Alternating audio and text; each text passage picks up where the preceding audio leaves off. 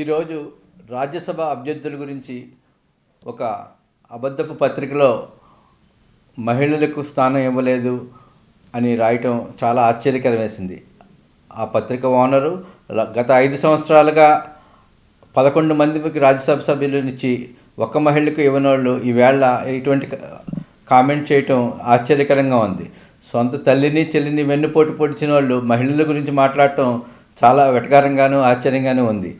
అదే మా తెలుగుదేశం పార్టీ జాతీయ వర్కింగ్ ప్రెసిడెంట్ మొన్న మహానాడులో కేంద్ర ప్రభుత్వం ఇచ్చినా ఇవ్వకపోయినా 33% మేము మహిళలకు రిజర్వేషన్ ఇస్తాం అని చెప్పి క్లియర్గా రాజకీయ రిజర్వేషన్ గురించి వ్యక్తపరిచినప్పుడు మీరు దాన్ని సపోర్ట్ చేయటం కాకుండా మీ ఆలోచన ఏంటో కూడా చెప్పలేని పొజిషన్లో మీరుండి ఈవేళ మహిళలకు రాజ్యసభ టికెట్ ఇవ్వలేదు అని చెప్పడం, ఏదో ఒక్కొక్కళ్ళ మీద ఒక రకంగా కామెంట్లు చేయటం మీ చేతకానితనానికి నిదర్శనంగా భావిస్తున్నాం.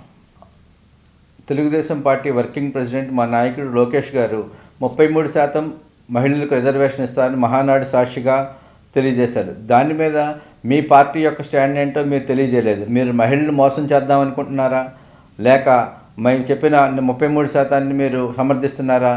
మీరు మీ వెర్షన్ తెలియజేయడానికి కూడా మీరు వెనకంజ వేస్తున్నారు.